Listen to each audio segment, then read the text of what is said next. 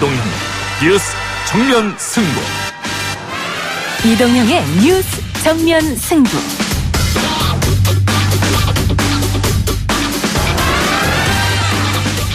청취자 여러분 안녕하십니까, 이동형입니다.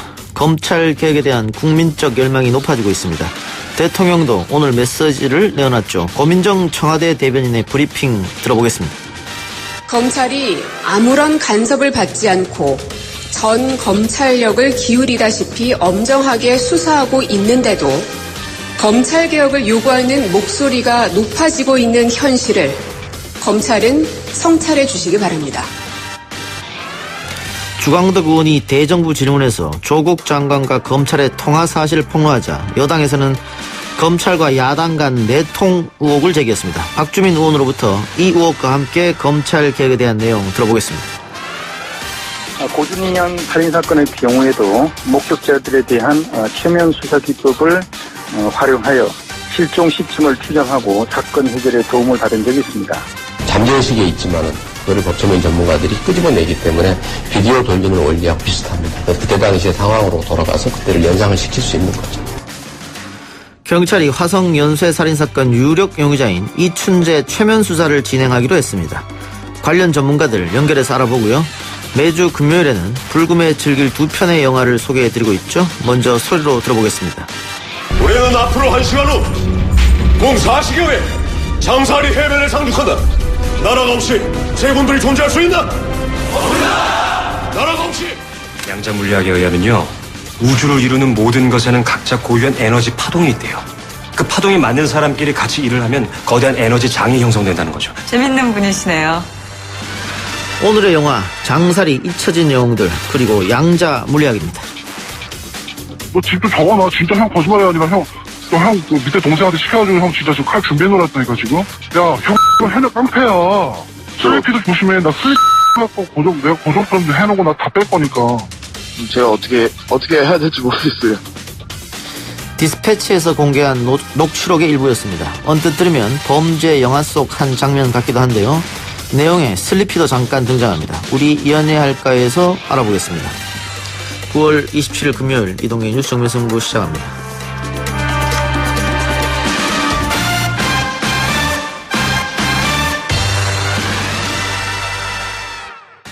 조국 장관과 관련된 의혹들에 대해서는 엄정한 검찰 수사가 진행 중에 있습니다. 사실관계 규명이나 조국 장관이 책임져야 할 일이 있는지 여부도 검찰의 수사 등 사법 절차에 의해 가려질 것입니다. 검찰이 해야 할 일은 검찰에 맡기고 국정은 국정대로 정상적으로 운영해 나갈 수 있도록 지혜를 함께 모아주시기 바랍니다.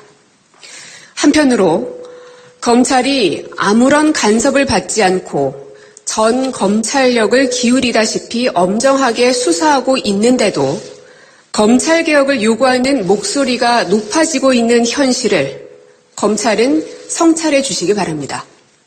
검찰개혁은 공수처 설치나 수사권 조정 같은 법 제도적 개혁뿐 아니라 검찰권 행사의 방식과 수사 관행 등의 개혁이 함께 이루어져야 합니다. 특히 검찰은 국민을 상대로 공권력을 직접적으로 행사하는 기관이므로 엄정하면서도 인권을 존중하는 절제된 검찰권의 행사가 무엇보다 중요합니다. 지금의 검찰은 온 국민이 염원하는 수사권 독립과 검찰개혁이라는 역사적 소명을 함께 가지고 있으며 그 개혁의 주체임을 명심해 줄 것을 특별히 당부드립니다.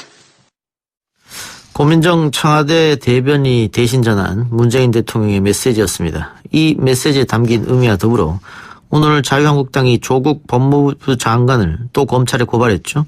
자택 압수수색 과정에서 검사와 통화한 부분이 직권남용이라는 주장입니다.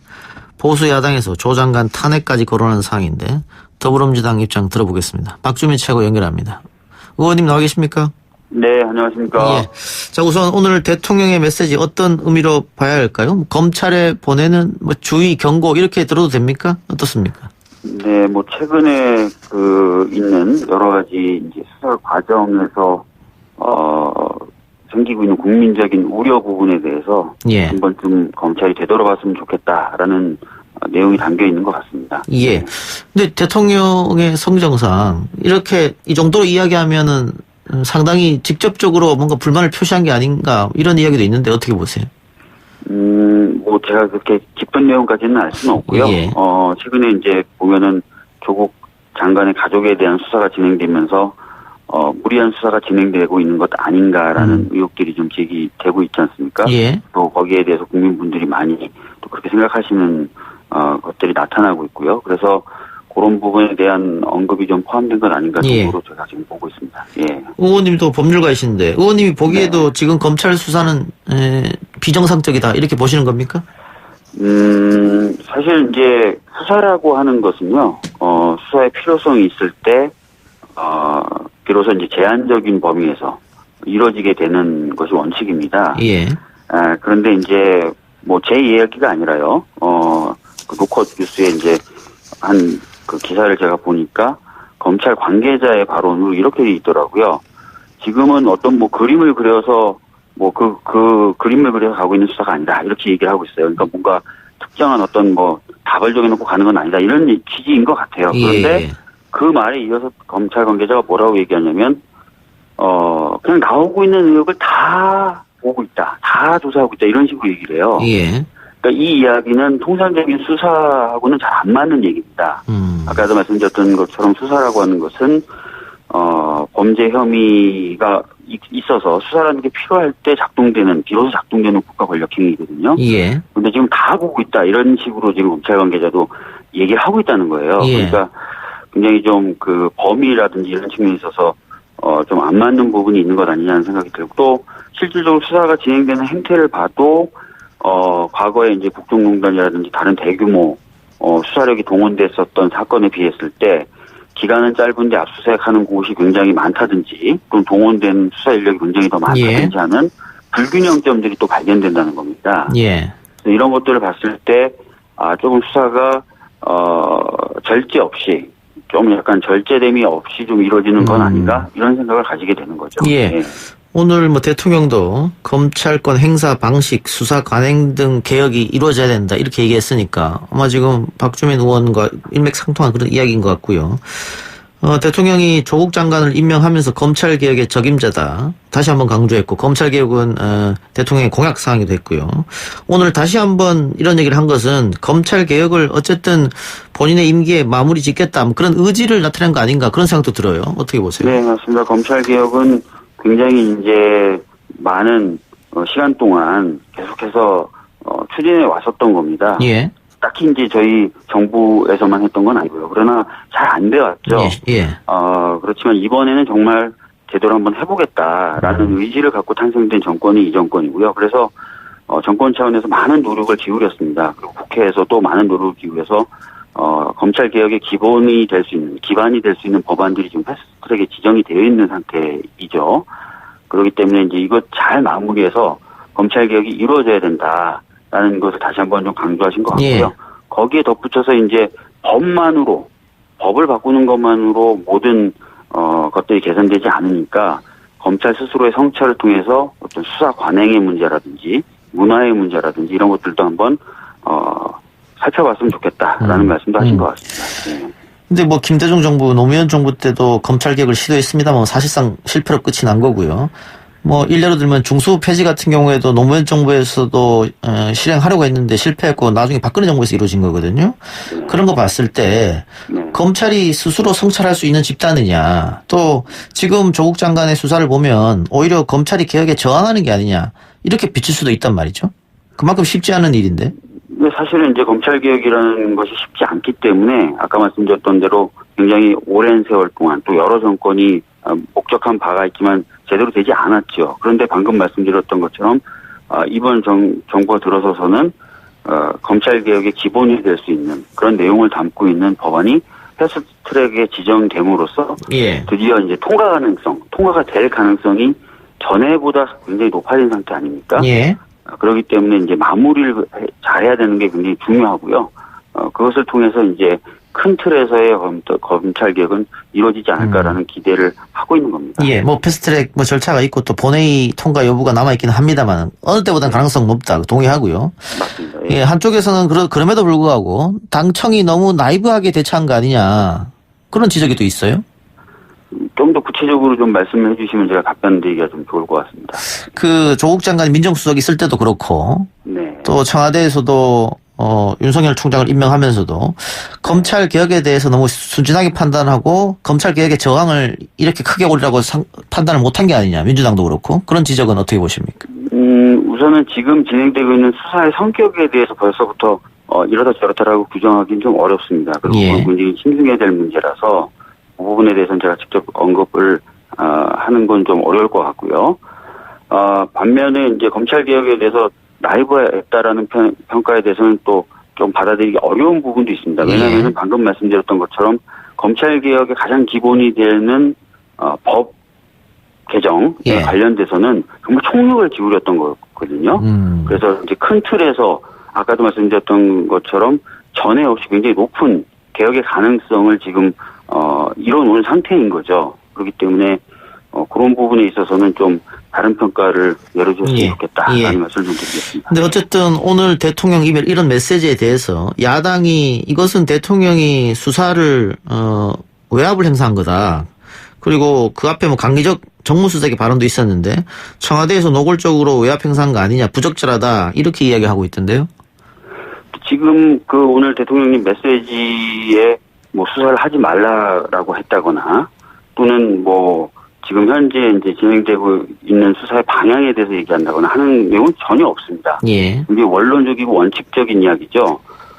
수사가 헌법이라든지 또는 기본권 존중이라는 어떤 기본적인 이념 여기에 따라서 이루어져야 된다는 부분에 대해서 강조하신 거고요. 그리고 검찰 개혁이든 국정 그를 비롯한 여러 가지 국정을 은 국정대로 돌아가야 된다라는 말씀하신 거기 때문에 이 부분이 뭐 직접적으로 수사 외압이 된다든지 좀 수사에 가이드라인을 줬다든지 그렇게 보기는 어렵다고 생각합니다. 조국 장관이 그 검사와 통한 건 어떻습니까? 지금 조국 장관은 그 아내가 전화를 바꿔줘서 조국 장관이 지금 제 차가 너무 힘이 드니까 압수수색 할 때 조금 신경 써달라 이렇게 얘기했다고 하는데 야당에서는 이거 불법 행위 아니냐 하면서 이제 검찰에 고발까지 지금 한 상태고요. 네. 예, 뭐 이걸로도 좀 부적절한 행위다. 뭐 국무총리도 그런 얘기를 한 것 같은데 어떻습니까? 가장 좋은 모습이었다면 아예 이제 그런 통화 자체가 이루어지지 않았으면이라는 평가는 내릴 수는 있을 것 같습니다. 그렇지만 이 통화의 내용이라든지 과정 그리고 이제 배경을 봤을 때 과연 압수수색을 방해하려고 했었던 것이냐 이런 것들을 따져봐야 되는 것이거든요. 그런데 이제 다 드러난 사실만 보더라도 그렇지 않다는 것을 금방 알 수 있습니다. 아시다시피 압수수색은 무려 11시간 동안 진행이 됐었고요. 조국 장관의 딸이 고등학교 때 쓰던 폴더폰, 고등학교 때 쓰던 다이어리 뭐 이런 것까지 다 남김없이 압수수색이 됐어요. 정말 검찰이 부담을 느꼈다거나 또는 뭔가 방해를 받았다면은 과연 이런 압수수색이 가능했겠느냐. 상식적으로 좀 납득이 안 가죠. 그렇기 때문에 지금 야당의 주장은 조금 과장된 것 아니냐 이렇게 보고 있습니다. 예. 그 외압이 만일 있었다면 그런 압수수색이 있었겠느냐 이 말씀인 것 같고요. 다만 뭐 조국 장관이 아예 전화를 안 받았으면 제일 좋겠다 이런 생각인 것 같고 그 주강덕 의원이 이 사실을 어떻게 알았을까? 이 조국 장관과 그 담당 검사가 팀장이죠. 통화한 것을 아는 사람은 그 조국 장관의 아내, 조국 장관 그리고 그 검사 3명밖에 없을 텐데 주강덕 의원이 이걸 어떻게 알았을까? 그래서 뭐 사실은 그 부분에 대한 의문이 굉장히 많은 거죠. 그리고 사실은 이제 아시다시피 주강덕 의원님의 경우에는 이 건뿐만 아니라 조국 장관 딸의 생기부라는 건 굉장히 민감한 개인정보이기 때문에 법에서 그것의 유출을 너무하게 단속하고 있는 상황입니다. 여기 관련된 정보도 속속들이 알고 계셨고 또 공개를 했습니다. 그리고 그 외에도 여러 가지 수사기관만이 알 수 있는 내용들을 계속해서 주장하고 얘기해 오셨거든요. 그래서 그럼 도대체 이 일련의 수많은 정보, 그것도 굉장히 순도 높은 이 정보를 어디서 얻었겠느냐라는 의문을 당연히 가지게 되는 겁니다. 근데 이 부분에 대해서 이제 주강덕 의원은 아직까지 속 시원하게 해명을 안 하고 계세요. 그러니까 이제 여러 가지 의혹 제기가 되는 거고요. 그 과정에서 많은 문제 제기가 있는 것 같습니다. 지금 민주당에서는 주광덕 의원과 검찰이 뭐 정보를 주고받고 있다 이렇게 판단하신 것 같습니다. 이인영 원내대표도 검찰 측에다가 이거 누가 유출했는지 밝혀라 아니면 아니라고도 밝혀달라 이렇게 강하게 요구했던 것 같은데요. 네, 뭐 저도 그런 취지로 오늘 이야기를 했습니다. 예. 너무나 이제 우연이라고 보기에는 좀 여러 차례 그리고 정보의 내용이나 어떤 질을 봤을 때도 굉장히 순도가 높은 그런 정보들을 주광덕 의원이 계속 입수해서 공개를 하고 있는 상황이기 때문에 예. 충분히 이제 의심을 해볼 만한 상황 아니냐 이렇게 저희 당에서는 생각하고 있는 것이죠. 예. 네. 오늘 박주민 의원이 얘기한 거 있지 않습니까? 주광덕 의원과 네. 윤석열 총장이 상당히 친한 사이였다. 신림동에서 고시 공부할 때도 뭐 알았고 여행을 같이 다녀오기도 했다. 이런 얘기. 네. 지금 또 검찰에서는 그냥 연수생 전원이 참석하는 수학여행을 다녀왔을 뿐이지 따로 여행 가고 이런 건 없다 이렇게 반박했어요. 그러니까 그 발언은 제가 이제 직접 제가 한 발언 맞는데 예. 제가 이제 발언을 하면서 기사를 인용한 겁니다. 올해 6월에 나왔던 중앙일보 기사였어요. 예. 중앙일보 기사에서 이제 윤석열 당시 이제 검찰총장 후보자에 대해서 소개하는 글이었습니다. 그 글에 보면은 지인들, 친한 사람들에 대한 이야기가 담겨 있어요. 예. 그 중에 이제 주광덕 의원에 대한 내용이 꽤 비중 있게 나옵니다. 예. 그래서 이제 그 부분을 제가 적시하면서 이런 보도도 있었다. 그렇기 때문에 아까 말씀드렸던 그 의심 가는 상황을 벗어나기 위해서는 보다 더 검찰이 적극적으로 주광덕 의원에게 정보를 유출한 검찰 내부자에 대해서 밝혀낼 필요가 있다라는 취지의 발언이었습니다. 예. 주광덕 의원과 윤석열 총장이 자주 만나서 술을 마시는 사이다. 그런 보도도 제가 본 기억이 납니다만은. 네. 하여튼 그래서 이 발언을 예. 제가 했더니 이제 검찰에서는 즉각 반박을 했고. 예. 주광덕 의원은 저를 고소까지 하셨더라고요. 네. 그래요? 예. 어쨌든 민주당에서는 누가 유출했는지 밝혀라 이런 얘기를 했는데 검찰에서 응하지 않으면은 민주당 어떻게 합니까? 방법이 있습니까? 사실은 이제 생기부 유출도 저희가 이제 경찰 쪽이 지금 수사를 하고 있어요. 예. 하고 있는데 좀 어려움에 처한 게 이 수사 중인 검찰을 어떻게 그럼 수사를 할 것이냐 예. 이런 부분들 이런 것들 때문에 지금 어려움에 부딪혔는데 그리고 또 이제 주광덕 의원은 또 현직 국회의원이다 보니까 이게 조사나 수사가 어렵다는 거죠. 그래서 예. 좀 막혀 있다 이런 보도를 제가 최근에 봤는데 비슷한 상황이 벌어질 수도 있죠. 만약에 검찰이 스스로의 어떤 의지를 가지고 이 부분을 밝혀내려고 하지 않으면. 예. 예. 하여튼 그 문제도 조금 지켜봐야 될 것 같고 어제 대정부 질문 때 자유한국당 의원들이 조국 장관이 왔을 때 뒤를 돌았습니다. 등을 보였고 조국 장관을 인정하지 않으면서 전 민정수석 법무부 관계자 피의자 조국 이렇게 부르기도 해서 국회 안이 좀 시끄럽기도 했는데 이거 당시에 국회를 견하고 온 초등학생 100명이 이 광경을 지켜봤다고 해요. 이게 좀 망신스러운 일 아닙니까? 사실 정치적인 어떤 의사 표현을 하기 위해서 저희들이 간혹 하는 여러 가지 방법 중에 하나이긴 합니다. 물론 예. 모양새가 굉장히 안 좋기도 하고 또 대통령의 임명권에 대한 존중이라든지 이런 부분에서 굉장히 아쉬운데요.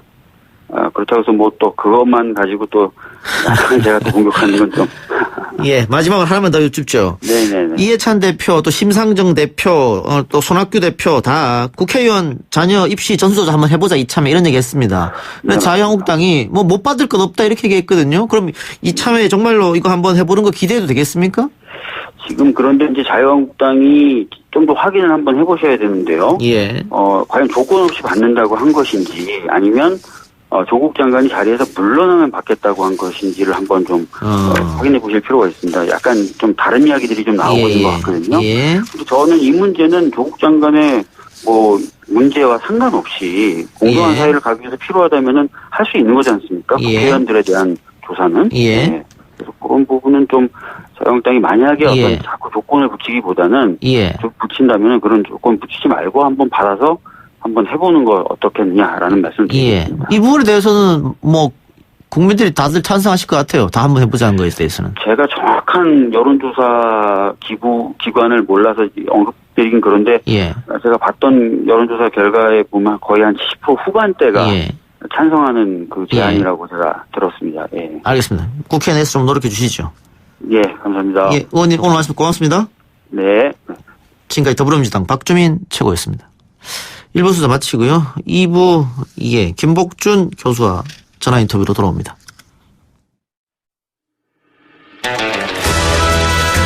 딱딱하고 지루한 뉴스가 소설보다 흥미진진해지는 새로운 경험. 놀라셨죠? 이것이 바로 이동준의 뉴스 정면 승부.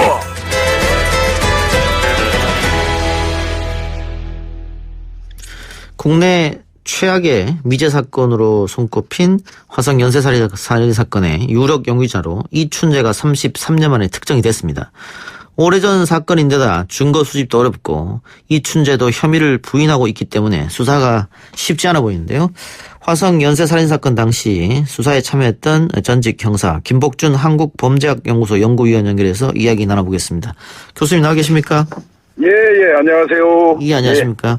예. 자, 화성 연쇄살인 사건 이춘재 용의자로 지목된 지 며칠이 지나긴 했습니다만 예. 당시 교수님이 어쨌든 현장에서 뭐 수사관으로 참여하셨으니까 예. 잡혔다는 이야기 듣고 저 기쁘기도 하고 또 한편으로는 왜 지금 잡혔을까 슬프기도 하고 만감이 교차하셨을 것 같습니다. 예, 맞습니다. 늘 이제 원래 주류를 이뤘던 하승균 팀장님 그 당시 이제 하 선배님하고는 이전에도 가끔씩 만나서 그런 얘기 했었어요. 화성 사건. 그분은 그게 한이 돼 있거든요. 예. 그래서 이거, 잡아서 이제 공소시효가 2006년도에 끝났으니까 법정에는 못 세워도 꼭 잡아서 국민들 앞에 보이기는 해야 된다. 이런 얘기를 많이 했었거든요. 예. 근데 그게 풀어지니까 굉장히 진짜 고맙고 감사했죠. 예. 지금 확실한 증거라고 할 수 있죠. DNA가 나왔으니까요. 그렇습니다만 이 DNA 이외의 증거는 일단 없고요. 그리고 이춘재가 자신의 혐의를 전면 부인하고 있기 때문에 이 수사 결과를 도출해내는데 조금 난항이 있지 않겠느냐 이런 좀 걱정을 많은 분들이 하시는 것 같은데요. 지금 이춘재를 대상으로 해서 프로파일러 한 9명 정도 수사관 등등 가가지고 조사를 하고 있는데요. 예. 이춘재가 쉽게 입을 열 사람은 아니겠죠. 예. 더더군다나, 제가 보기에는 25년 가까이 복역하면서 무기수로 있었다는 얘기는 그 사람이 가석방 받아서 나가려고 노력을 많이 했던 사람이거든요. 예.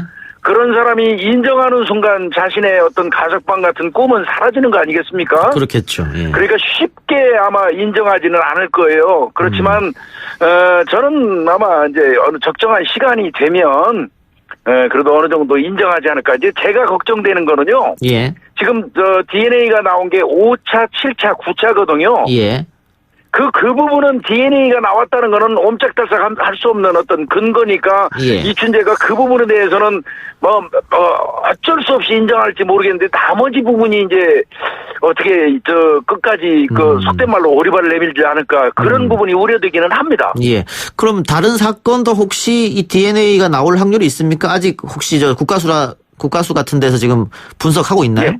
4차 사건도 지금 본에서 하고 있다고 그러는데 상당 시간이 걸리고 있고요. 예.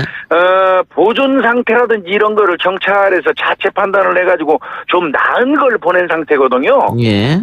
그래서 더 나올 수 있는 확률이 있는지 여부는, 경찰이 판단을 할 일이고요. 다만 이제 문제가 되는 거는 앞으로도 계속 기술은 발달할 건데 일단 국가수에 보내가지고 도출이 안 되면 이제 그 시료는 못 써요. 어허.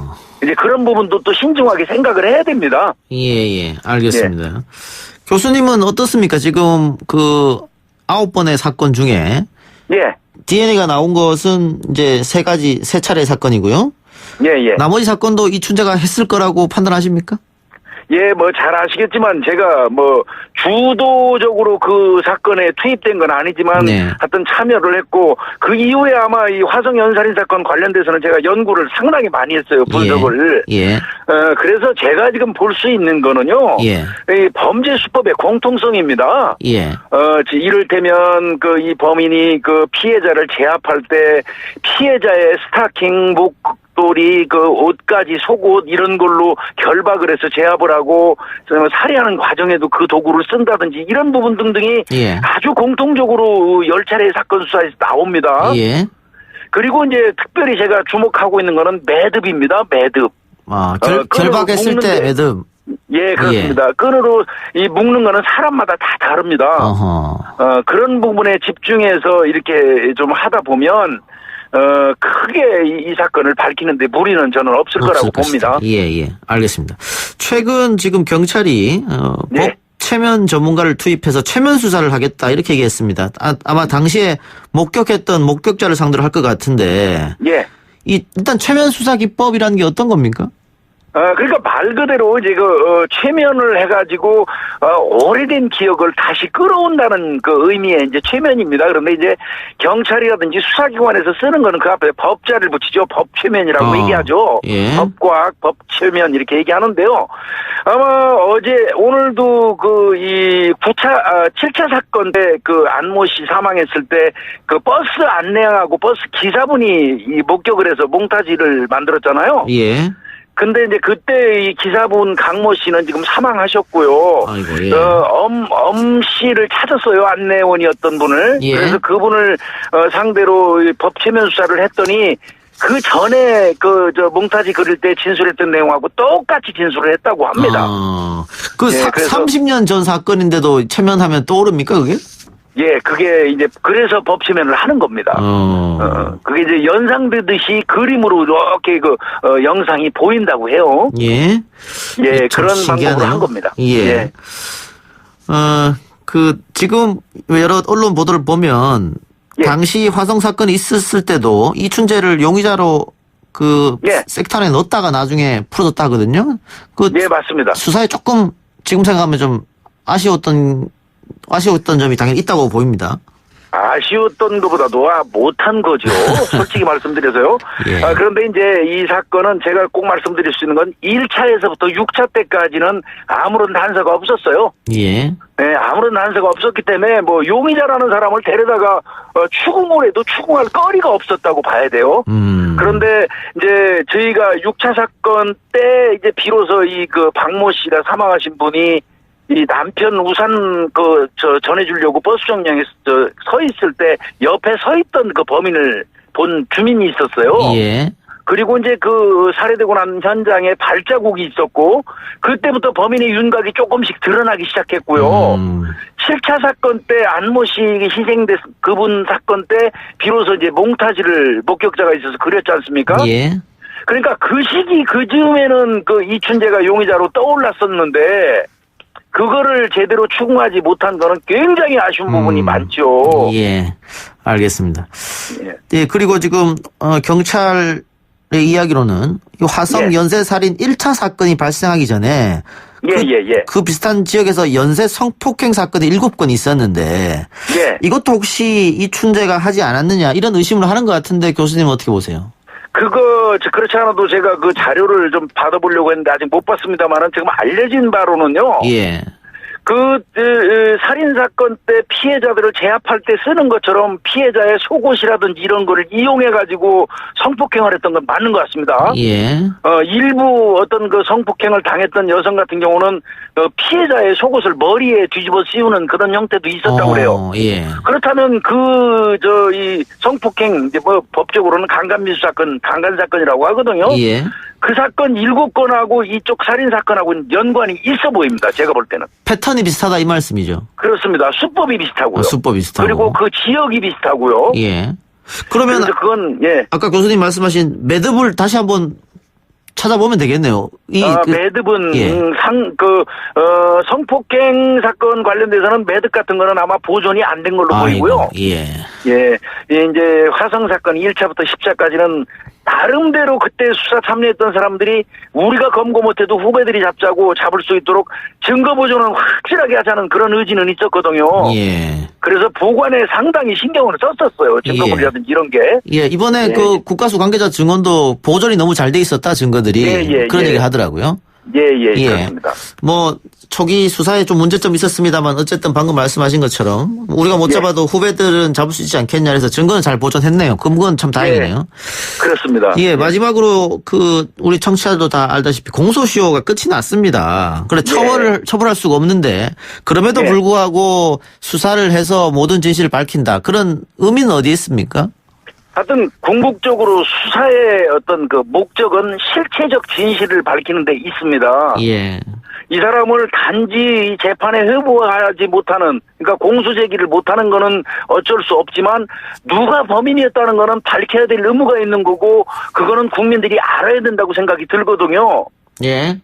예, 그래서 이제 뭐 이 수사는 끝까지 하는 거고 앞으로도 남은 미제 사건 한 2개 정도 더 있죠. 개구리 소년 사건이라든지 이영호 군 그 유괴 납치살인 사건. 예. 이런 거 등등도 아마 경찰이 집중적으로 사건을 재수사해서 비록 공소시효가 만료됐지만 진범은 잡아서 국민 앞에 세우는 그런 노력은 할 것입니다. 예. 그래야 뭐 유족들의 한도 풀어줄 수 있겠죠. 그렇습니다. 돌아가신 분들을 억울하게 희생당하신 분들을 생각한다면 재판에 그 반드시 회부했어야 되는데 그거 못한 게 경찰 입장에서 잘못한 거고요. 예. 후회되고 반성해야 됩니다. 그거는. 예. 알겠습니다. 교수님 오늘 말씀 고맙습니다.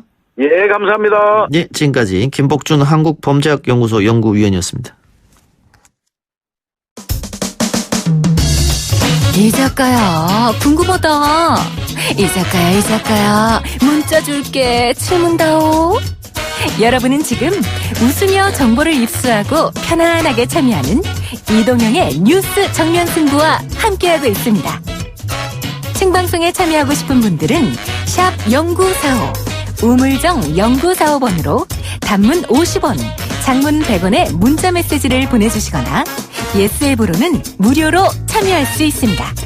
지금 바로 보내주세요.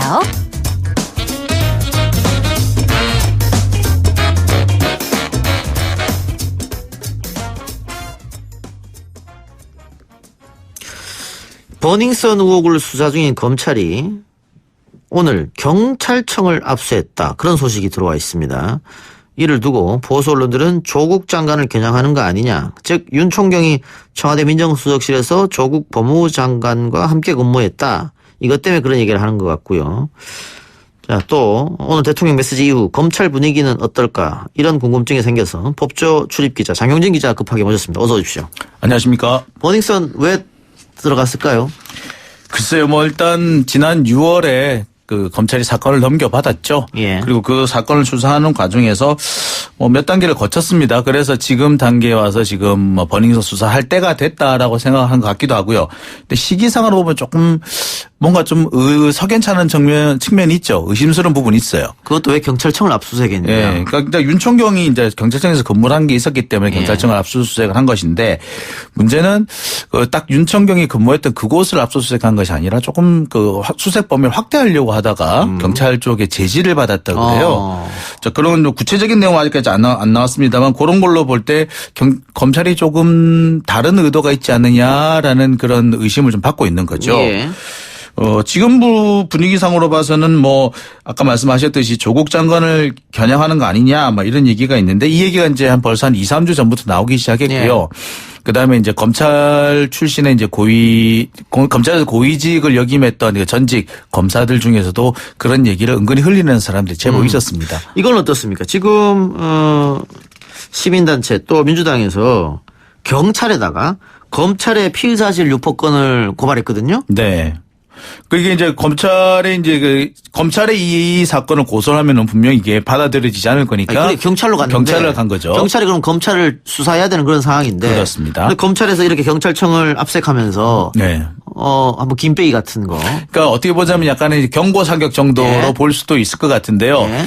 지금 분위기는 그렇습니다. 경찰도 그렇고 검찰도 그렇고 그 윗선의 압력이라든지 어떤 경고 사격이 전혀 먹히지 않습니다. 당장 검찰부도 마찬가지거든요. 그러니까 검찰이 윗선의 경고 사격을 경고로 받아들이지 않는 판에 뭐 경찰이 받아들일 것 같지는 않습니다. 오히려 경찰 전체의 자존심을 건드린 상황이 될 수 있다고 봐요. 왜냐하면은 지금 검찰이 경찰을 압수수색한 게 꽤 여러 차례 되거든요. 근데 그 결과에서 사실 뾰족한 어떤 수사 결과가 나오는 건 아니었습니다. 근데 그때마다 정치적으로 민감한 시기마다 검찰이 경찰을 압수수색했다라는 점 때문에 경찰로서는 오히려 분위기가 격앙이 될 가능성도 있다고 봅니다. 검찰의 의도는 경찰의 길을 미리 꺾어놓겠다라는 것일 수도 있지만 그게 의도대로 되지 않을 가능성도 적지 않다고 봅니다. 그 윤총경과 그 사모펀드 간에 어떤 연결고리가 있습니까? 그런 얘기 나오는데. 제가 뭐 이 얘기가 나오면 사돈의 팔촌에 아는 사람 동생 뭐 이런 식으로 연결한다는 거 얘기를 하는데요. 이 WFM이라는 그런 그 회사가 있었습니다. 그러니까 지금 현재 조국 장관의 부인이죠. 정경심 씨가 오촌 조카를 통해서 투자를 했다고 하는 그 코링크 PE가 투자를 한 회사로 알려져 있죠. 그러니까 코링크 PE에서 WFM과 연결이 되는데 이 WFM이 이 대표, 현재 대표가 과거에 큐브스라는 곳에 출신이었다고 해요. 예. 그게 이제 지금 현재 노건 CNI라고 돼 있는데 예. 이곳과 연결이 돼 있다. 그래서 노건 CNI가 지금 옛날에 윤총경이 투자했던 곳이다. 이렇게 연결이 되는 거죠. 근데 복잡하네요. 재미있는 제가 말씀드렸듯이 사돈의 발전에 아는 사람 동생이다 얘기하는 건데 이때가 언제냐면 사실 2014년이에요. 그럼 이거랑 엮기는 조금 무리하다. 그렇죠. 이렇게. 벌써 5년 전 얘기를 가지고 엮는 건데 그러니까 사실 검찰이 수사를 할 때 제일 먼저 보는 것이 시간 관계 선후 예, 알겠습니다. 이런 건데 지금 뭐 검찰이 그걸 관련해서 들어갔다 이런 얘기는 아니고 지금 언론에서 그렇게 쓰고 있는 언론이 있기 때문에 그렇습니다. 예, 제가 한번 질문 드려봤고요. 근데 장 기자 생각에서는 이거는 무리하다. 무리한 겁니다. 예. 만약에 검찰이 이걸로 수사를 한다면 검찰은 말 그대로 정치적 수사를 하는 겁니다. 그래요. 오늘 대통령 메시지 나온 이후 검찰 내 조금 어떻게 취재해 보셨어요? 분위기 어떻습니까? 네, 일단은 좀 싸한 분위기입니다. 예. 그리고 뭐 어떻게 보면 어떤 데서는 뭐 예상됐던 거 아니냐. 그 검찰이 그 법무부 장관의 자택을 압수수색한 다음에 그 뒤에 그 여러 가지 잡음이 흘러나오지 않습니까? 네. 그런 상황에서 대통령이 침묵하고 있을 수는 없지 않겠느냐라고 얘기를 하면서도 나름으로는 좀 그 불편해하는 신경은 또 보이는 것 같아요. 그러니까 살아있는 권력을 수사하라고 할 때는 언제가 왜 살아있는 권력을 수사하니까 왜 이렇게 또 경고를 메시지를 날리느냐 이렇게 그 불편한 신경을 다 나타내는 사람들도 있긴 있습니다. 근데 이렇게 되면 오늘 민주당도 굉장히 격앙된 분위기를 띄웠거든요. 그렇죠. 그 조국 장관 관련돼서 뭐 이제 검찰이 주광덕 의원에게 통화 유출한 거 아니냐 이러면서 네. 그러면 결국은 청와대 검찰 혹은 뭐 정부 여당대 검찰 이렇게 흘러가는 게 아니냐. 그렇게 된다고 봐야 되겠죠. 그런데 제가 볼 때는 이런 구도를 놓고 윤석열 검찰총장이 과연 왜 이런 구도를 자꾸 끌고 나가고 있느냐. 사실 굳이 이렇게 각을 세울 이유가 없지 않느냐라는 얘기도 있는데 뭐 누구는 그런 얘기도 해요. 다음 차례가 사실 야당의 그 패스트트랙 사건이기 때문에 예. 그것을 제대로 수사를 하기 위해서는 살아있는 권력을 먼저 수사를 하지 않고서는 그걸 수사할 수가 없다. 안 그러면 정치적 논란은 휩싸일 수 있다. 예. 그래서 지금 이 상황에서 최대한 검찰이 살아있는 권력, 그 조국 장관에 대한 수사를 최대한 있는 힘껏 할 것이다라고 뭐 이렇게 예측하고 있고요. 제가 볼 때 일단 그까지는 맞을 것 예. 같습니다. 근데 윤석열 총장을 비롯한 검찰을 응원하는 시민들도 있습니다만은 반대하는 시민도 상당하거든요. 그렇죠. 지금 정치 검찰 하는 거 아니냐 그러면서 당장 내일 서초동 서울중앙지검 앞에 검찰개혁 촛불 집회가 열리는데 지난주에 3만 명이 모였는데 이번 주는 10만 명이 넘어설 것이다. 이런 추측까지 네. 나오고 있는 실정이에요. 그래서 뭐 그를 위해서 지금 참석하겠다는 사람들이 많고요. 예. 지방에서 내가 지금 돈을 내서라도 가겠다. 예. 뭐 단체로 방문하겠다는 분들도 계십니다. 특히 이제 무엇보다도 지금 이분들을 좀 불편하게 만드는 것은 검찰의 수사가 절제와 품격을 잃었다라는 겁니다. 오늘 뭐 예. 대통령께서도 말씀을 하셨습니다만 검찰권의 행사는 워낙에 강력한 것이고 무소불위한 것이기 때문에 절제와 품격을 지켜야 한다는 얘기는 전직 검찰총장들께서 여러 번 하신 얘기거든요. 근데 예. 지금 검찰의 수사를 보면은 절제도 없고 알겠습니다. 품격도 없습니다. 예. 검찰이 과연 이런 여론에 긴장할지 좀 지켜봅시다. 오늘 말씀 고맙습니다. 네, 감사합니다. 뉴스 듣고 오겠습니다. 글쎄 안 들려 들을 뉴스 없어 아무 뉴스도 귀에 들어오지 않아 듣고 또 들어도 들을 뉴스 없어 만든 게 이 프로야 이동영의 뉴스 정면 승부.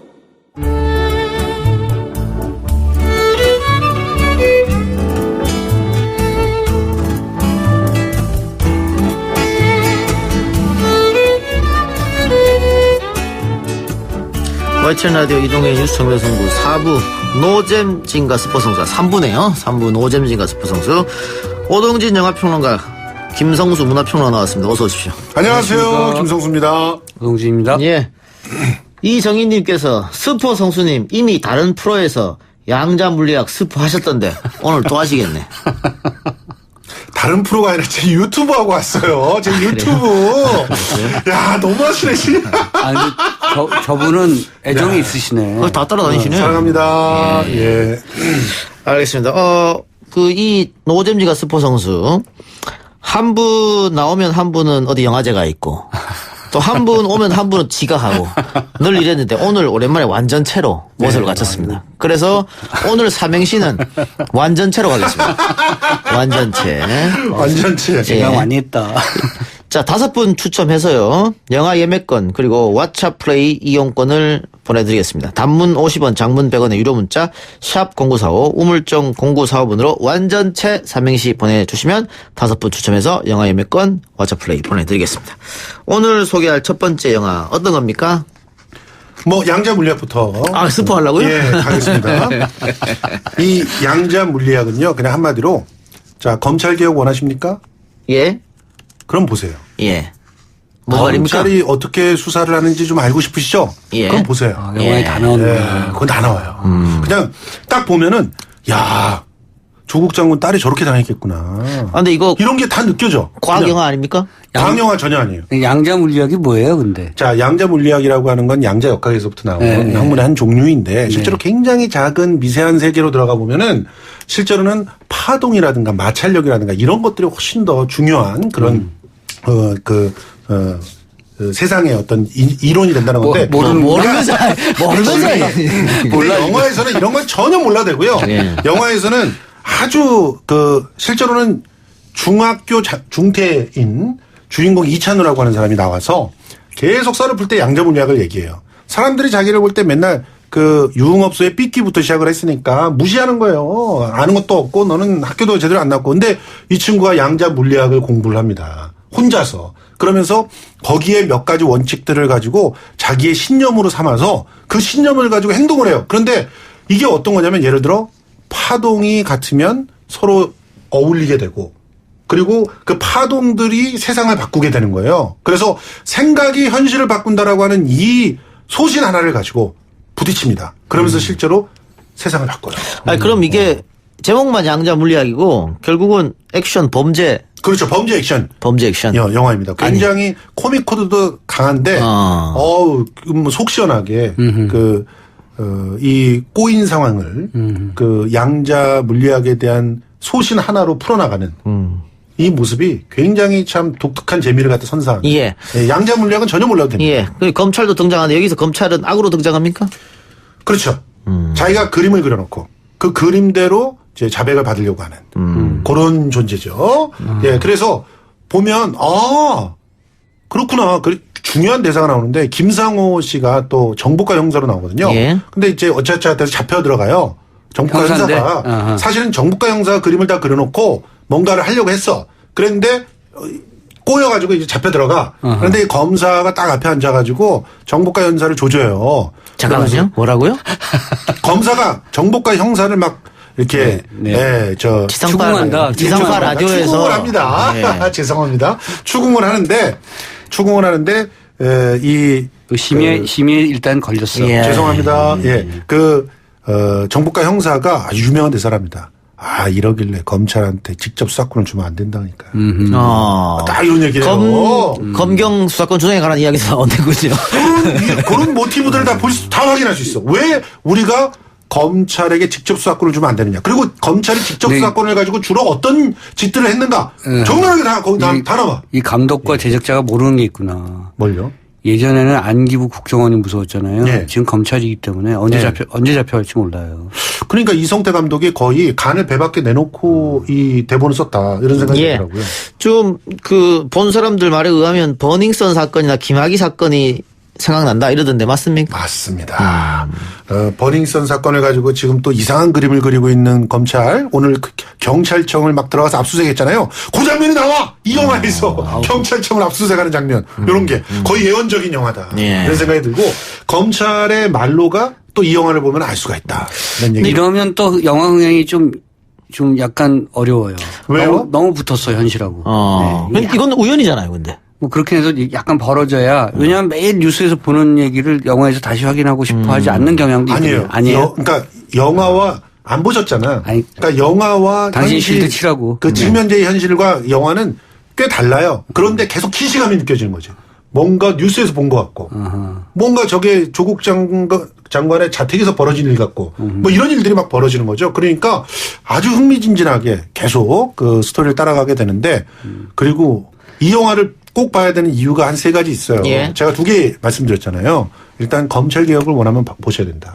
그리고 검찰이 어떻게 수사를 하는지를 아시려면 보셔야 된다. 그리고 3번째로 서예지라고 하는 배우가 너무 이쁘다.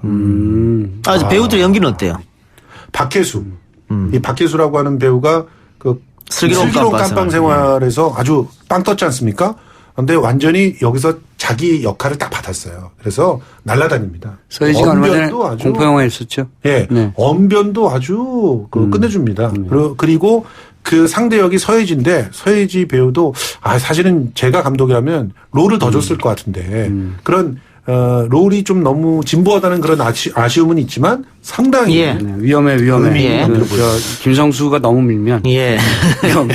아까 우리 오동진 영화평론가 영화 흥행 얘기했습니다만 이게 의외로 입소문이 타서 흥행이 성공할 것이다. 본 사람들은 그렇게 얘기한다고요? 예, 그렇습니다. 강추. 장사일보다 낫다. 제가 생각할 때. 네. 예. 반전의 반전이 있다. 반전의 반전 이걸 또 너무 얘기하면 기대를 부풀려 놓기 좀 쉬운데 기대를 하지 마시고 그냥 가서 의외의 발견으로 보시는 게 제일 좋고 그리고 특히 도대체 검찰이 어떻게 수사를 하길래 맨날 검찰 수사가 강압 수사라 그러고 왜 대통령까지도 이렇게 당부를 하실까? 이건 보시면 딱 나와요. 영화 속에서 만드는 사건의 프레임은 뭐예요, 그러니까? 그거는 스포이기 때문에. 그건 스포이기 때문에 얘기해 줄 수가 없구나. 예. 그래도 설정은 알아야 될 거 아니에요. 그건 얘기해 줄 수가 없어요. 스포이기 때문에. 이 영화 볼 수 있는 연령대는 어떻게 돼요? 15세 이상. 그럼 많은 분들이 볼 수 있겠네요. 알겠습니다. 짜장면 먹으면 돼요? 예. 보고 나서. 받아주세요. 예. 오늘 굉장히 나를 무시하네. 양자물리학 여러분 많이 사랑해 주시고. 자, 삼행시가 완전 한번 갈까요? 이윤정님께서.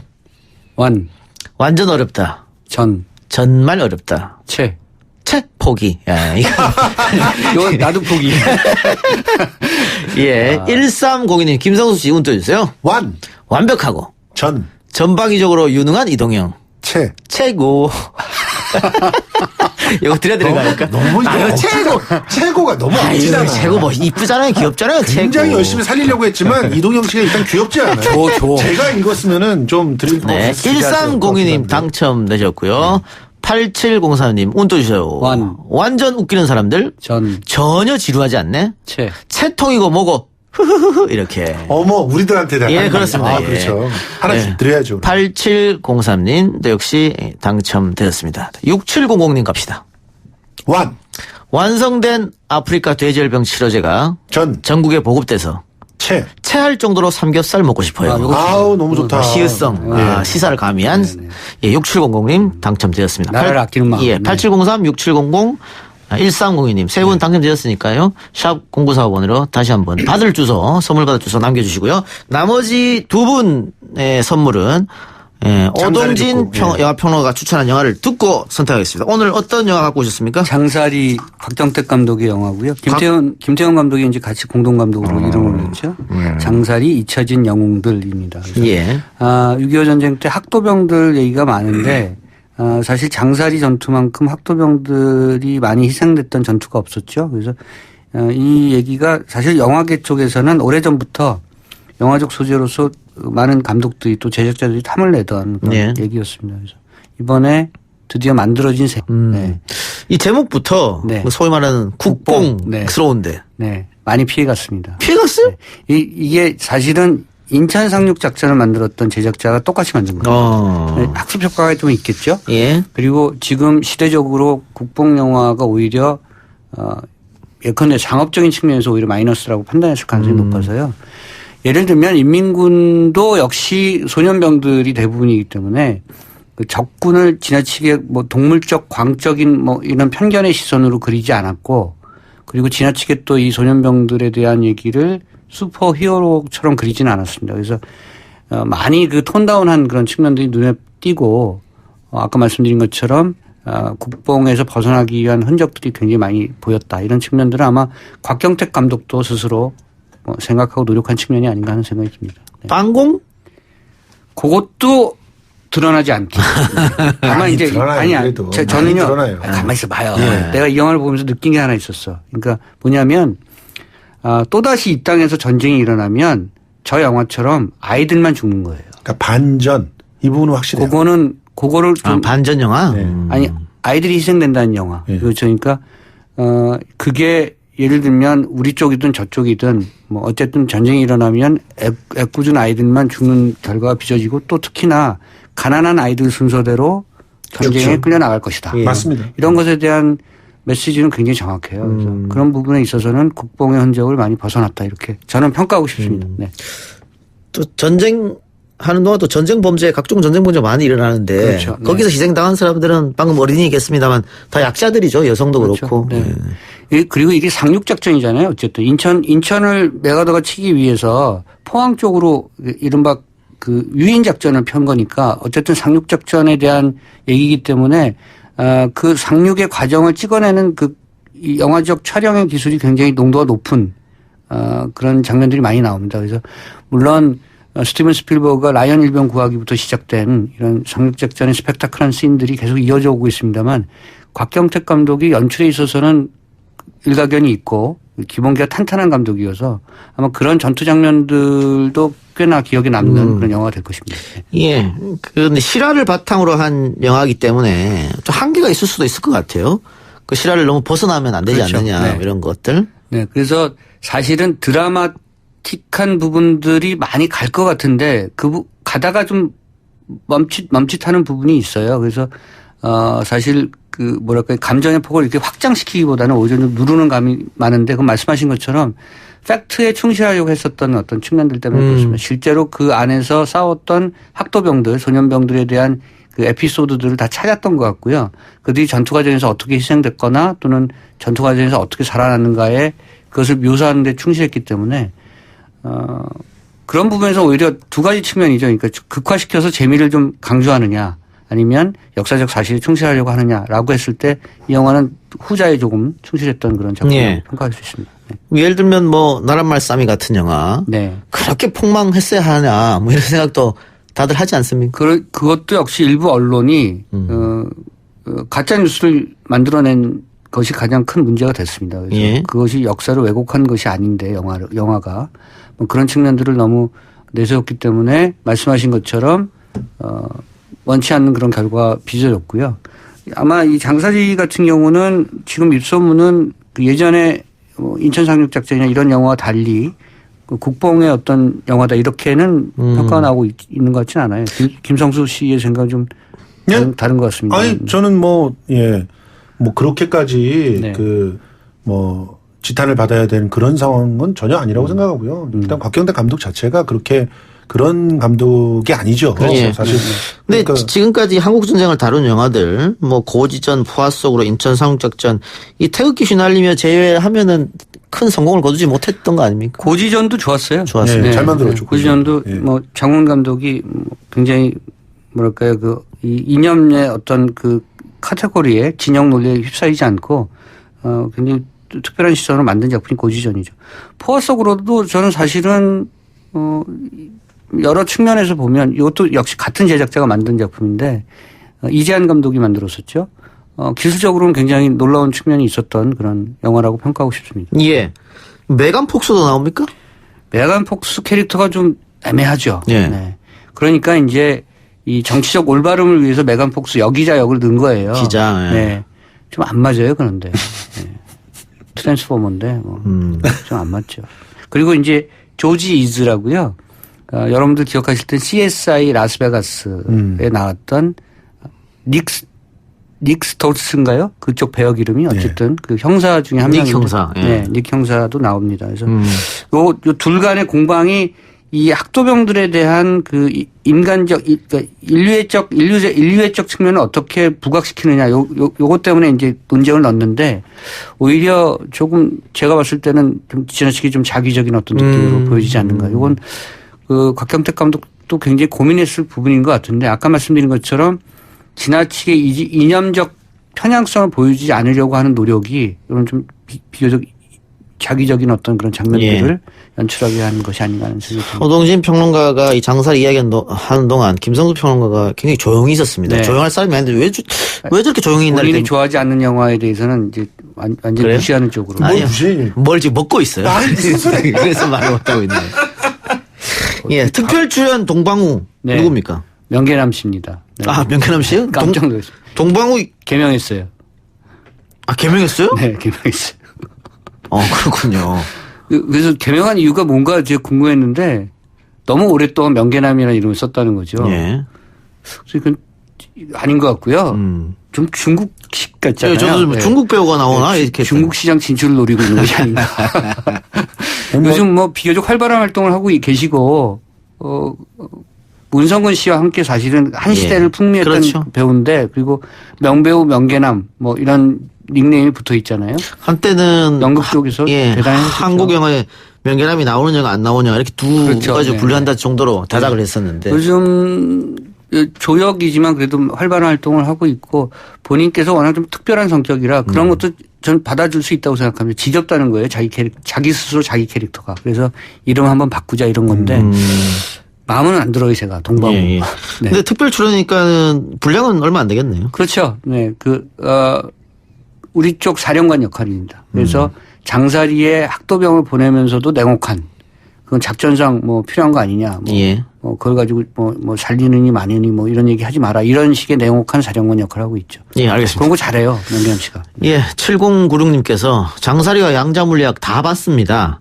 장사리는 정말 보고 싶었고 그래서 봤고 양자물리학은 그냥 시간 나와서 봤는데 흥미진진 너무 재밌고 많은 걸 깨닫게 하는 영화였습니다. 양자물리학의 승이네요. 그래. 먹기 힘들어. 아유, 예. 자, 나머지 두 분 선택하겠습니다. 0345님, 김성우 씨. 완벽하세요. 전문가는 역시 다르시네요. 체계적인 스포는 김성수가 짱. 아까 진짜 스포 안 하려고 그렇게 아까 노력했는데. 그 팔로우 하시던 분 아니에요? 최고. 네. 야, 김성수 뜨는구나 이게. 네. 당첨되셨고요. 뜰 때도 됐죠. 예. 자, 한 번 더 갈까요? 성훈님. 완자탕. 전가복. 채소볶음? 이건 중식인가요? 한식인가요? 시사를 또 감히 하셨네요. 네. 중식이냐? 한식이냐? 네. 이 정도도 뭐. 네. 드릴까요, 이분? 김성수 하나 더 봅시다. 네. 2212님. 완벽한 개혁이 이루어지면 전 국민의 체증이 가벼워질 것 같습니다. 좋습니다. 자, 그럼 전 국민의 체증이 사라지는 그걸 위해서 양자물리학에서 뭐라고 얘기하냐면 생각이 현실을 바꾸지만 생각만 하고 집에 앉아있으면 아무것도 바뀌지 않는다. 왜? 파동을 일으키지 못하니까. 그러니까 우리 모두 파동을 일으키러 내일 만나기로 했잖아요. 우리. 그렇죠? 내일 서초동에서 파동을 일으키러 한번 만납시다. 우리 내일 만나요? 네. 0345님, 2212님 두 분 당첨되셨으니까 샵 0945번으로 다시 한번 받을 주소 보내주시기 바랍니다. 양자물리학 승 인정. 네. 자, 두 분 수고하셨습니다. 고맙습니다. 3부 순서 마치고요. 4부 주간 연예 소식 가지고 돌아오겠습니다. 뉴스 신동 이 작가와 함께하는 비포장 뉴스 해학 뉴스 정면 승부.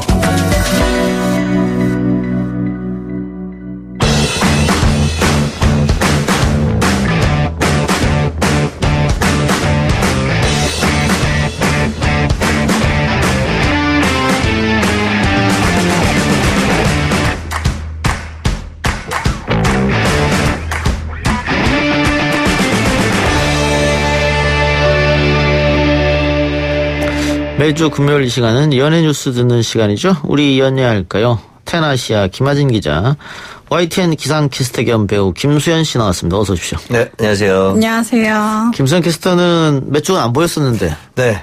왜요? 바쁘게 지냈습니다. 일단 미국 출장도 다녀왔고요. 인천 태풍 때 연안부도 다녀왔고 이번 태풍 때는 또 완도까지 출장 다녀왔습니다. 여러모로 좀 바빴습니다. 예. 네. 저렇게 바쁜 분 굳이 부르지 마세요. 다른 사람도 많은데 뭐 굳이 금요일마다 시간을 이제 빼달라고 좀 요청하는 상태입니다. 예. 네. 자, 오늘 본격적인 이야기 해볼까요? 트와이스가 컴백하네요. 네, 새 음반을 들고 돌아왔는데요. 5개월 만에 컴백을 한 거예요. 그래서 팬들도 굉장히 많이 기다리고 있었고 발표하자마자 음원 차트 1위를 휩쓸었습니다. 아, 트와이스 정도면 뭐 발표하자마자 1위를. 네. 김수현 캐스터는 트와이스 좋아합니까? 좋아하죠.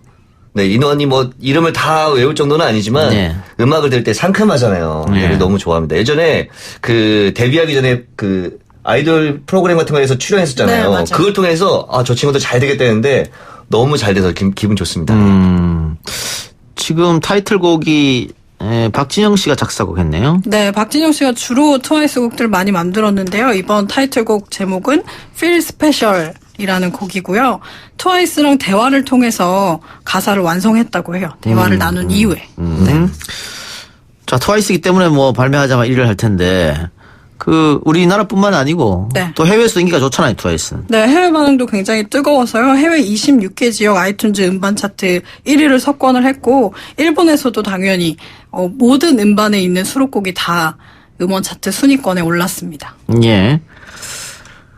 기대를 한번 해봅시다. 그리고 트와이스 멤버 중에 불안장애를 겪고 있는 멤버가 있습니까? 네, 일본인 멤버 미나 씨인데요. 예. 미나 씨가 이번 활동 음반 작업에는 참여를 했어요. 그런데 쇼케이스나 뭐 음악 방송 활동에는 참여를 못 하는데 이유가 불안 장애를 앓고 있어서 무대 위에 올라가는 게 좀 힘들고 버겁다고 합니다. 이 가수는 무대에 올라가는 게 생명인데 어떻게 합니까? 치료 중에 있답니까? 그러면? 네, 지금 치료를 받고 있고 가족들과 좀 휴식을 취하면서 이제 치료 받고 있다고 밝혔습니다. 예, 앨범에만 참여한다. 네, 노래만 불렀고요. 네. 네, 향후 활동에서는 좀 지켜봐야 될 것 같다고 해서 예. 이번 쇼케이스에도 참석하지 못했어요. 예, 안타깝네요. 제가 좋아하는 분인데. 네. 예. 자, 그리고 또, 지효 씨는 쇼케이스 무대에 앉아만 있었다고 하는데, 이건 또 왜 그래요? 무대 직전에 담이 왔다고 해요. 그래서 춤을 출 수가 없어서 앉아 있었고요. 이후에 쇼케이스 이후에 진행된 음악 방송에서는 무리 없이 활동을 했습니다. 그럼 오늘만 문제가 있었던 거네요? 네, 쇼케이스 당일날만 좀 몸이 좀 안 좋았던 것 같아요. 예. 지효 씨 이야기 했습니다마는, 강다니엘 씨랑 사귀입니까?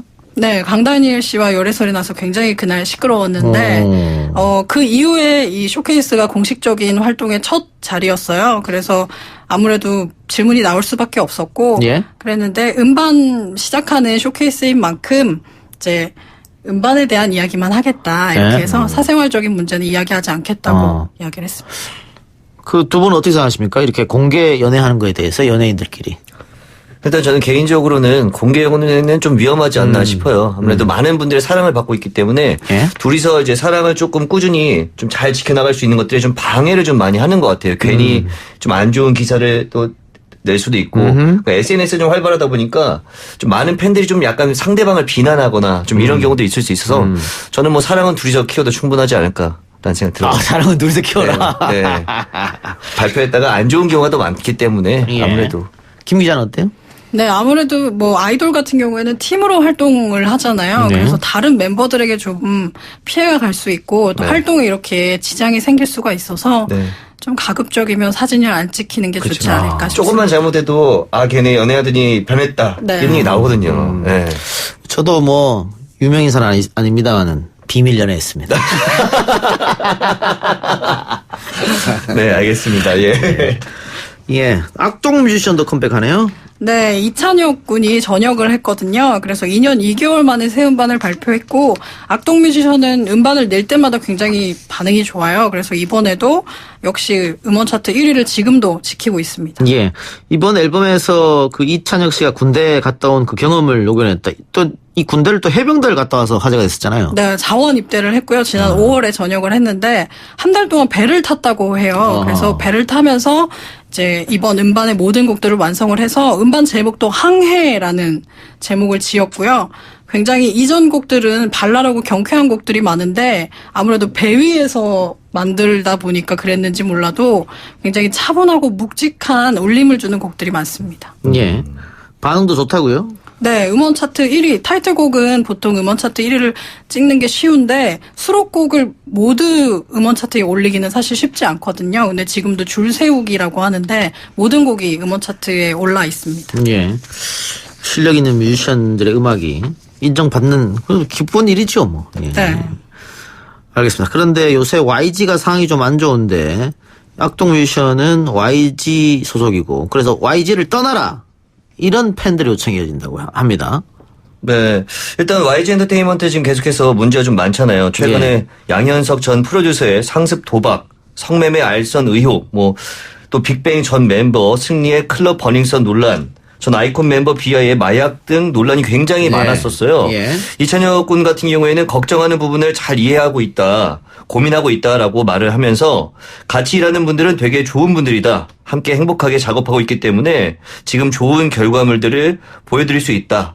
앞으로도 좀 그러고 싶다라는 이야기 좀 했던 것 같아요. 예. 네. 근데 이 두 사람 같은 경우에는 어쨌든 내가 이렇게 가요계 데뷔를 하고 또 성원 사람들도 박수 받고 결국은 YG가 이렇게 해줬기 때문에 되는 거 아닌가 이런 생각도 할 수 있을 것 같아요. 그래서 그냥 지금 어려졌다고 떠나는 건 좀 도리가 아니지 않냐 이런 생각도 할 수 있을 것 같습니다. 그렇죠. 아무래도 의리라는 게 있는 거고 이 바닥에서도 또 해병대 나왔잖아요. 저도 해병대 출신인데. 아, 그래요? 네, 그럼요. 굉장히 의리를 좋아하는 남자다 이렇게 보여집니다. 예. 그렇군요. 네. 예. 자원 입대 아닙니까 해병대는? 자원 입대죠. 예. 가자마자 후회했다고. 진짜로 가자마자 후회했어요. 저는 운동을 좋아해서 운동하고 그런 부대인 줄 알았는데 아니더라고요. 똑같더라고요. 예. 예. 자, 마지막으로 이 악동뮤지션 특별한 행사를 한다는데 소개 좀 해주죠. 네, 오는 29일에 서울 여의도 한강공원에서 이제 가을밤의 항해라는 제목으로 야외 청음회를 개최를 하는데요. 예. 무료로 관람하실 수 있어서 무료. 악뮤의 노래를 듣고 싶으신 분들은 가보셔도 좋을 것 같습니다. 예. 알겠습니다. 자, 그리고 래퍼 슬리피 씨 소속사 문제로 논란이 되고 있다고 하는데 이 소속사죠. TS엔터. 이 TS엔터의 직원이 슬리피에게 욕설 및 협박을 했다고 하는데 어떤 일입니까? 네, 우선 슬리피 씨가 자신의 SNS를 통해서 현재 TS 엔터테인먼트와 합 중이라는 소식을 알리면서 이게 수면 위로 떠올랐고요. 이 과정에서 서로 양측이 굉장히 팽팽하게 의견 대립이 있었고 이 과정에서 TS 엔터 직원이 슬리피 씨한테 욕설을 하고 또 방송을 하지 못하게 하겠다는 등 협박을 하는 그런 녹취를 공개하고 있어서 현재 굉장히 갈등이 심화되고 있습니다. 방송을 못하게 하겠다. 네. 예. 오늘 김수현 씨가 슬리피랑 같이 방송을 했어요? 네, 오늘 오후에 잠시 좀 방송 같이 하고 왔어요. 어디서요? 팟캐스트. 이름 다 말해도 되는 건가요? 어때요? 네, 매블쇼라는 팟캐스트를 하고 있는데 제가 금요일마다 오늘 출연해서 근황 얘기도 좀 듣고 사실상 이쪽 법적으로 어떻게 되고 있는지를 묻는 그런 프로그램은 아니었고요. 그냥 근황과 함께 간단하게 이야기를 나누고 왔습니다. 어떤 얘기를 하던가요? 일단은 끝나고 사석에서 말 물어볼 수 있잖아요. 그렇게 친하지 않기 때문에 일단은 또 항상 조심스러운 게 이제 어쨌든 변호사한테 모든 것들이 지금 위임한 상태이기 때문에 결과가 나오는 대로 자기는 수긍하겠다. 내가 진실이면 진실이 밝혀질 것이고 앞으로 지켜보겠다라고만 말씀하시더라고요. 네. 자, 이렇게 결국은 슬리피가 폭로한 거잖아요. 네. TS 측은 뭐라고 합니까? TS 측은 사실 슬리피 씨가 정산 내역서를 보여달라고 했는데 그 내역서를 제대로 보여주지 않아서 지금 이렇게 분쟁이 시작이 된 거거든요. 그래서 슬리피 씨는 제대로 된 정산 내역서를 지금까지 받아본 적이 없고 그래서 정산이 굉장히 불투명하다고 주장을 하고 있어요. 그런데 TS 측은 제대로 정산을 다 했고 곧 세부 사항이 적혀있는 정산 내역서를 보여주겠다 이렇게 밝혔습니다. 아니 이 부분은 투명하게 공개가 돼야 될 문제 아닙니까? 그렇죠. 아무래도 정산을 받을 때 이렇게 투명하게 제가 어디에 썼는지 그렇죠. 교통비라든지 헤어 메이크업 다 정확하게 써져 나오는 게 정상입니다. 예. 불투명하다는 건 좀 뭔가 문제가 있는 거죠. 예, 그렇죠. 알겠습니다. 자, 근데 같은 소속사죠? 소나무 걸그룹. 소나무의 멤버들도 TS 상대로 소송을 제기했다고요? 네, 걸그룹 소나무가 또 속해 있는데요. 멤버 나현 양과 수민 양이 지난달 또 TS를 상대로 전속계약 부존재 확인 소송을 제기를 하면서 이 두 멤버 역시 회사의 불투명한 정산을 좀 문제를 삼았고요. 그래서 상당한 금액의 증빙이 누락돼 있다는 걸 알아서 활동을 할 수 없고 전속계약도 맺을 수 없다 이렇게 밝혔습니다. 예, 제가 방송을 하면서 계속 검색을 하면서 누군지 모르기 때문에. 네. 소나무. 네. 네. 요즘 뜨는 걸그룹입니까? 활동한 지는 꽤 좀 됐고요. 예. 네, 활동 열심히 하고 있습니다. 5인조? 6인조? 네. 그렇군요. 자, 그런데 이 TS 엔터테인먼트가 슬리피하고 정산 비율을 9대1. 소속사가 9, 슬리피가 1. 이게 이상한데? 말이 됩니까, 이게? 2008년에 그 나와 있는 전속계약서에 따르면 이제 소속사가 9를 가져가고 슬리피씨가 1을 가져가는 그렇게 나와 있는데요. 이건 불공정 계약 같은데? 네, 이것 역시 좀 법적으로 따져봐야 될 부분인 것 같고요. 흔히 업계에서는 7대3으로 이제 연예인이 더 많이 갖고 가고 소속사가 작게 갖고 그런 거잖아요. 6대4나 이렇게. 네, 보통은 이제 신인들 같은 경우는 5대5 정도로 하기도 하고. 신인은? 네, 가수는 조금 다르긴 해서 배우 같은 경우에는 이제 같이 5대5로 하고 가수는 조금 더 이렇게 회사 쪽이 좀 많이 하는 경우도 있다고 하는데 저도 정확하게 가수를 재해본 게 아니기 때문에 1대9는 딱 들었을 때 굉장히 좀 1대9니까 네, 좀 부당하지 않나라는 생각이 좀 들었어요. 예. 네, 이것만 놓고 봤을 때는 분명히 부당한 부분이 있는데 슬리피씨가 소속되어 있는 언터처블이라는 그룹이 사실 활동이 그렇게 활발하지 않았고 수익을 낸 지도 얼마 안 된 걸로 알고 있어요. 그리고 회사와 정말 가족 같은 분위기로 이렇게 활동을 처음 시작을 했기 때문에 회사는 회사에서 어떻게 가족이 됩니까? 네. 그런데 그래서 초반에는 사실 어떻게 계약서가 이렇게 쓰여졌는지는 그 분들이 이제 법적으로 밝혀야 될 부분 같아요. 예. 저는 그 뭐 가족 같은 회사, 딸 같은 며느리, 아들 같은 사위 이런 말 아주 싫어합니다. 힘들이 맞습니다. 현실은 그거 잘 안 됩니다. 그거. 일은 또 일이기 때문에 특히나 좀 중요한 부분들을 정확하게 해야 되는데 가족같이 해서 그냥 같이 하자, 같이 하다 보면 가족들은 돈을 공유하기도 하는데 실제 가족이 아니기 때문에 그렇죠. 그렇게 이렇게 문제가 생긴 것 같아요. 예. 그래서 슬리피가 생활고도 겪었다고 이 때문에 네, 단전 단수의 위협도 겪었고 또 숙소비도 월세도 제대로 내주지 않아서 밀린 상태여서 이제 강제 퇴거 조치도 당하기도 했다고 합니다. 굉장히 많은 쪽지가 온대요. 도와주겠다는. 그런데 팬분들께서 단전 단순 심하지 않느냐. 그 정도는 내가 내주겠다. 이런 쪽지가 굉장히 많이 온다고 해요. 네. 그래요. 엔터테인먼트. TS가 어떻게 할지 좀 더 지켜봐야겠네요. 자, 이번에는 좀 안타까운 소식 봅시다. 배우 송영학 씨가 지난 24일 세상을 떠났네요. 네, 향년 46세로 세상을 떠나게 되는데요. 사망 당일인 24일부터 경찰병원 장례식장 특 2호실에 빈소가 마련이 됐고 26일 오전에 발인이 엄수가 됐습니다. 예, 이 성함만 들었을 때는 누군지 잘 모르는 분들이 많이 계실 것 같아요. 아무래도 연극 무대에서 좀 활동을 많이 하셨던 분이기 때문에 사진을 봐도 누군지 잘 기억을 못할 수는 있어요. 근데 연극은 굉장히 많이 하셨고 지난 1998년부터 2005년까지 극단 여행자 소속 배우로 활동을 했습니다. 대표작으로는 울지 말고 노래해, 아가야 청산 가자, 어른의 시간, 별이 빛나는 밤에, 화순 등이 좀 있습니다. 예. 올해 향년 46인데 젊은 나이에 안타까운 일을 당하셨네요. 그렇죠. 예. 배우 구혜선 씨는 남편 안재현과 지금 파혼과 관련해서 폭로전을 이어오다가 연예 활동을 중단한 상태죠? 네, 중단하겠다고 SNS에 남겼죠. 예. 네. 그런데 새로운 음반을 발표했어요? 음원을 냈습니다. 네, 오늘 낮 12시에 신곡을 발표하겠다고 또 예고 글을 SNS를 통해서 올렸어요. 예. 그리고 신곡이 발표가 됐고 제목은 죽어야만 하는가요? 라는 곡이고요. 그 의미심장한 가사가 있을 것 같은데요? 네, 그 구혜선 씨의 목소리는 굉장히 청량하고 멜로디도 밝은데 가사는 슬프고 좀 구슬픈 내용입니다. 예. 네. 이 노래 아마 최근에 심경이 담겨 있지 않아요? 본인이 이제 작사했으니까. 네, 작사, 작곡을 다 구혜선 씨가 했고요. 가사에 보면 영원한 것은 없다 이런 내용이 나오기 때문에 아무래도 들으시면 연상이 될 수밖에 없죠. 예.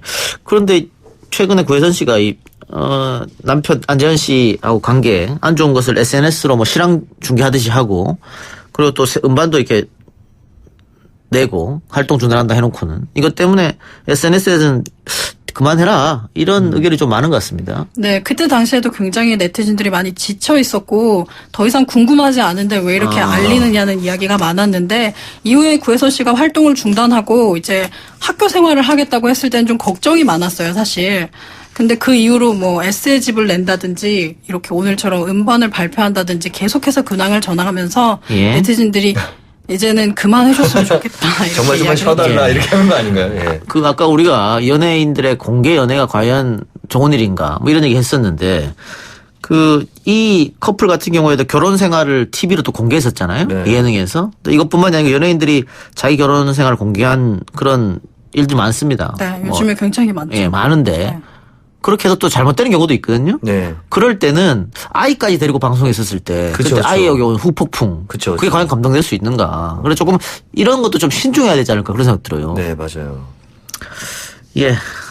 또 마지막으로 김민정 씨 배우 숏커트를 했다고 하는데 왜 갑자기 머리를 자르셨을까요? 네, 배우 김민정 씨가 소아암 환자들을 돕기 위해서 머리카락 나눔 운동을 동참하기 위해서 머리를 잘랐다고 합니다. 이 머리카락을 잘라서 기증을 하는 건데 26일 소아암 환자들을 위한 착한 가발 기부 단체인 어머나 운동본부 여기서 이제 김민정 씨가 머리를 이제 커트를 해서 이제 기부를 하게 된 건데 오랜 기간 동안 길어온 머리이기 때문에 굉장히 소중했을 텐데 기부하는 마음을 이제 전하기 위해서 좀 거리낌 없이 또 기부를 했다고 합니다. 아, 소아암 환자들을 위해서. 네. 이런 유명 스타들이 이렇게 자신의 머리를 잘라서 기부를 하게 되면 또 이건 좋은 일이기 때문에 네. 또 이 따라하는 모방하는 분들 계시거든요. 그쵸, 좋은 그쵸. 거죠, 뭐. 그렇죠. 또 받는 이제 아이들도 내가 좋아하는 연예인이 이렇게 나에게 기부를 해줬다는 거에서 굉장히 기분이 좋을 것 같아요. 네. 예, 하나 더 해봅시다.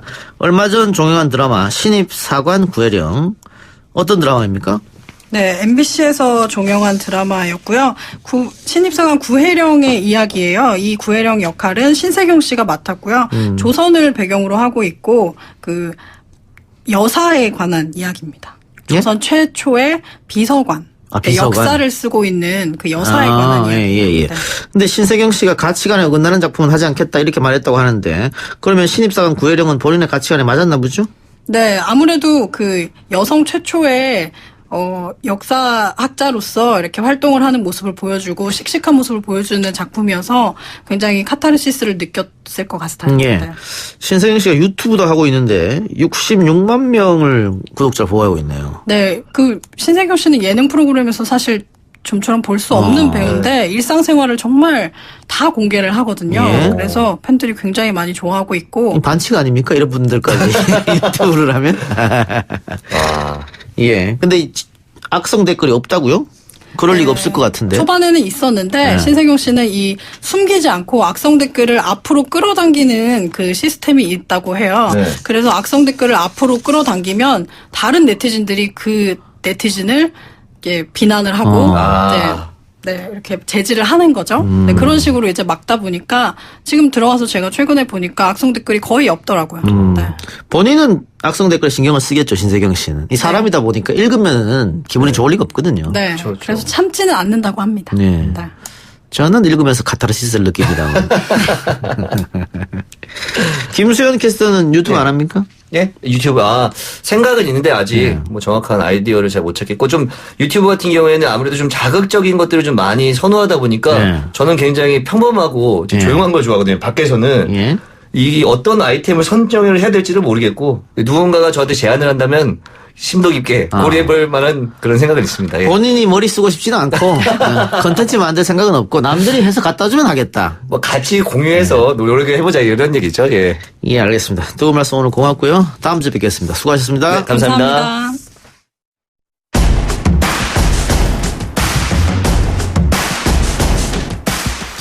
오늘 방송 마치고요. 저는 다음 주 월요일 이 시간에 다시 찾아뵙겠습니다. 들어주신 여러분 대단히 고맙습니다.